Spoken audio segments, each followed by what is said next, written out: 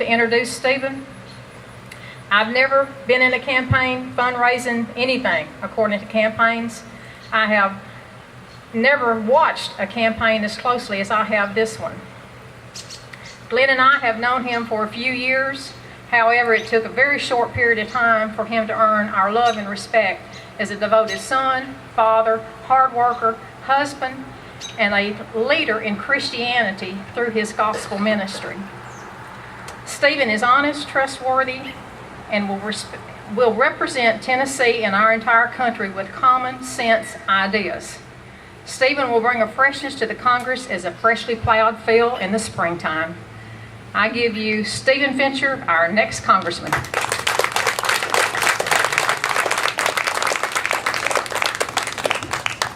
Thank you so much. It is good to be back in, is it Rutherford or Rutherford? Oh, it's good to be back in Gibson County. I'm reminded of a story that sometimes that I like to use, and it kind of hits home with what I feel is going on with our country today. And it's about a fellow who's driving down the road, and his car quits.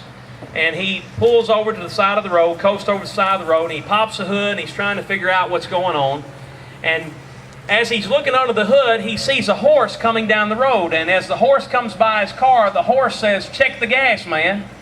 Well, this guy, he's from the city, you know, and he just really gets crazy. So he looks on the hill and sees the old farmhouse and takes off running up to the house and knocks on the door. And he says, the old farmer comes to the door and he says, "Man, I need to talk to you." And the old farmer said, "Okay."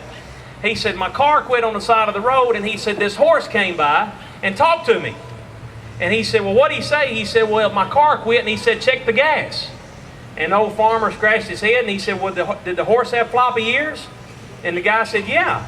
And he says, "Well, don't pay any attention to the horse. He doesn't know the first thing about cars." Now, the moral of that story is we have an administration in Congress that doesn't know the first thing about what's going on out here in the real world. I look across the street and I see Kelwood, and I think about all the stories of all the people that I have been in contact with over the years that work there, all the jobs, and we are losing them every day. I've been in Dyer County all day, in Dyersburg, and World Color Press is losing jobs. The Milan Arsenal, it's critical. We toured the Arsenal 2 or 3 weeks ago, what is going on there. When we, as a district, the 8th district is really rural, it's really scattered, but when you hurt in Dyer County and Gibson County, we hurt in Crockett County. We're all going to sink together, or we're all going to swim together. And that's why this election, in my lifetime, is probably the most important. And not because I'm running, but because what I feel is going on in the country.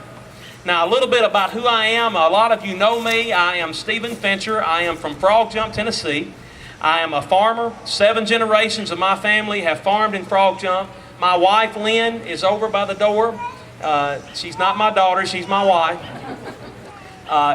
We've been married almost 19 years. We have been farming together for almost 19 years. We have 3 children, John Austin, Noah, and Sarah, 14, 11, and 7. John Austin is here somewhere, my 14-year-old. A tremendous asset most of the time to my family. I'm a gospel singer. I've been blessed to be able to sing gospel music with my family for the last 60 years. My grandmother started our ministry. I started when I was 9 years old, and I play the guitar and I sing baritone with my family. We are in churches every weekend all over the district, and I've really been blessed to be a part of such a ministry and being able to spread the good news of Jesus Christ throughout this district and different states. I started running against Congressman Tanner last summer because a friend asked me to do it from Murray City, Tennessee. He called me one day on a Wednesday.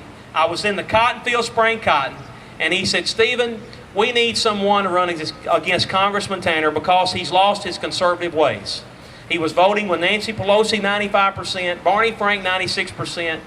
And I told my friend, I said, "Who would be crazy enough to run against John Tanner? Nobody can beat John Tanner." And a few minutes later, my friend says, "Why don't you run?" I said, "You have lost your mind, brother." I said, "I'm a farmer, a gospel singer, a family man. I love to hunt and fish. I love my Christian faith. It's very important. I'm very active in my church and other organizations." And I said, "There's got to be someone better." He says, "Well, I want you to meet a couple of friends of mine in Jackson."